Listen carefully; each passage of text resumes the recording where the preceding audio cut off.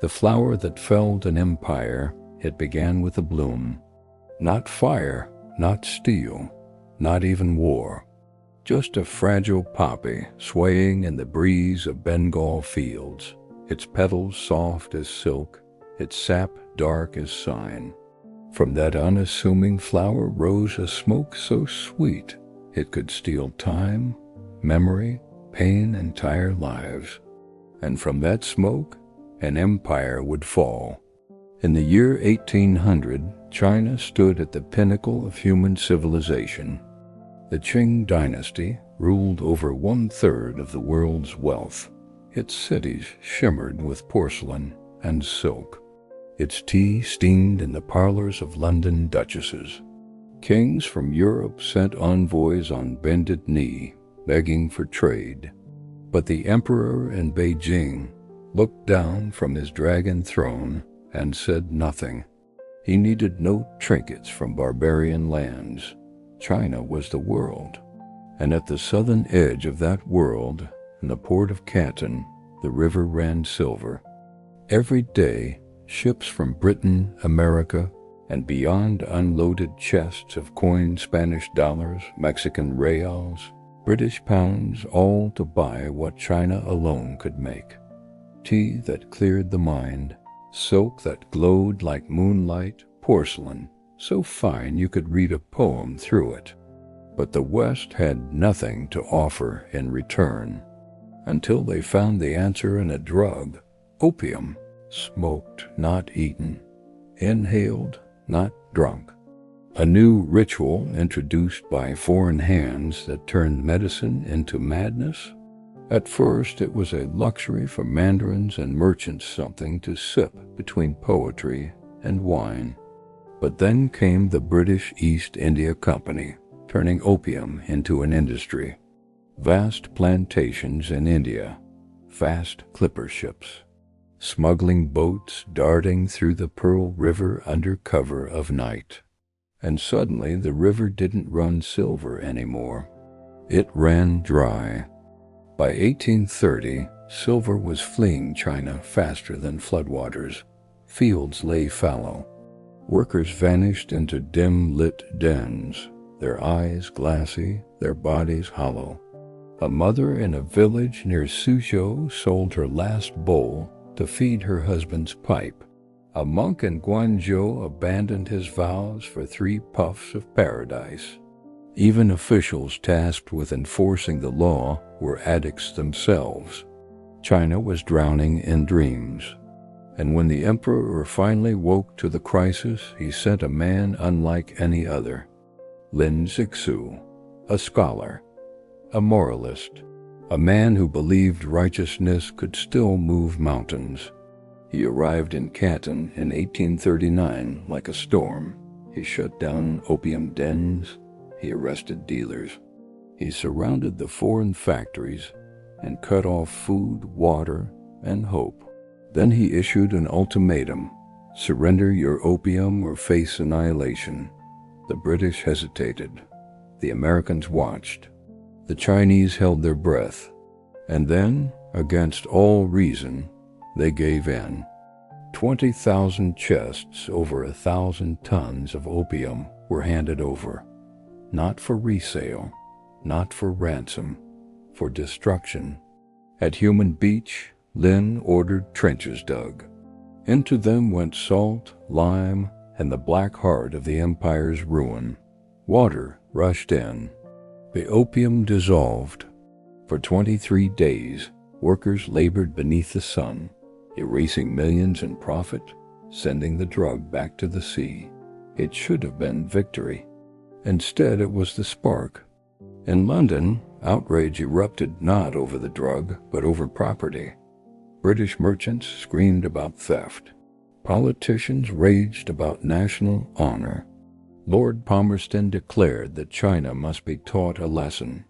So the gunboats came, steam-powered, iron-hulled, armed with explosive shells that shattered stone and bone alike.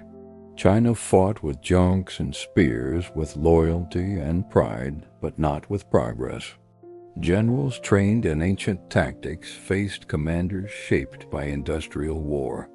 At Dinghai, at Chusan, at the Bogue forts, the British advanced like a machine too precise to stop. Canton fell. Ningbo burned. Shanghai trembled.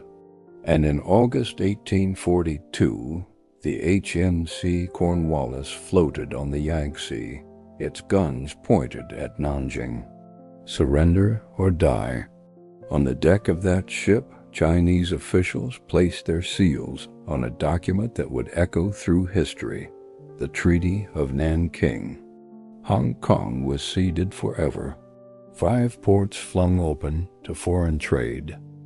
British citizens made untouchable by Chinese law.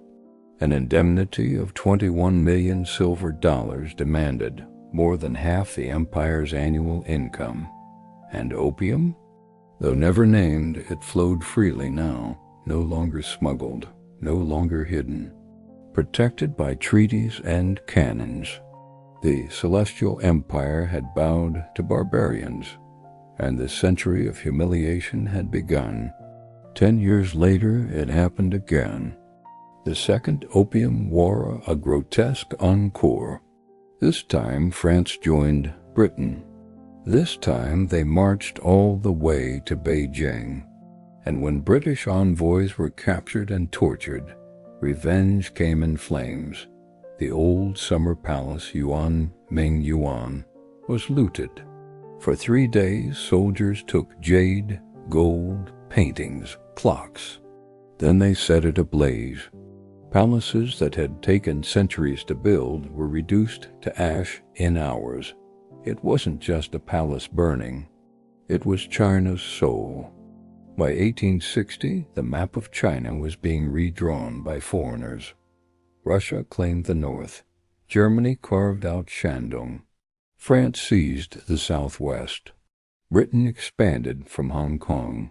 The scramble for concessions turned the Middle Kingdom into a patchwork of foreign control.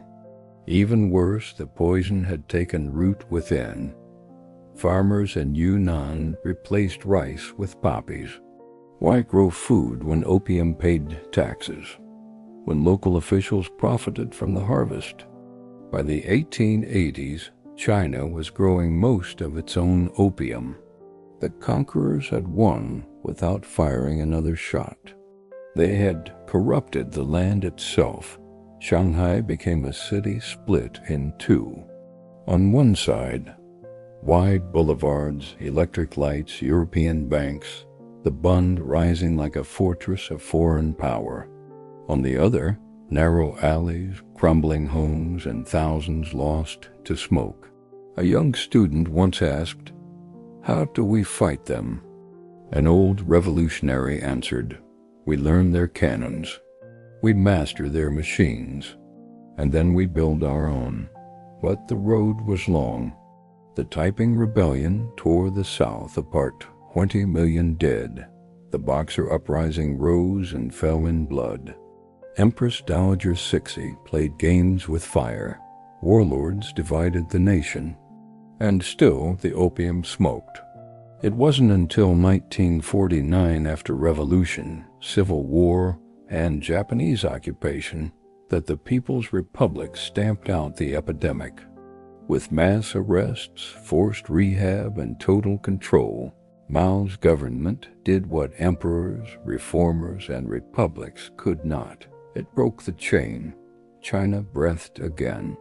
But the scars remained, because the lesson of opium was not just about drugs. It was about weakness, about pride that refused to see change, about a civilization that looked inward while the world transformed, and about how empires don't always fall with a roar. Sometimes they fade with a sigh on a wooden bed in a backroom den as a pipe is lifted to trembling lips. Yet from the ashes, something endures. China remembers. Not just the shame, but the survival. The fact that after 100 years of darkness, it rose. No longer the sick man of Asia, no longer the addict, but awake and watching, because history teaches one final truth: empires fall, but nations like people can heal. And sometimes after the longest night, dawn comes, quietly, like the first breath after a dream ends, and the world begins again. This is the story of a flower, and the empire it destroyed and rebuilt.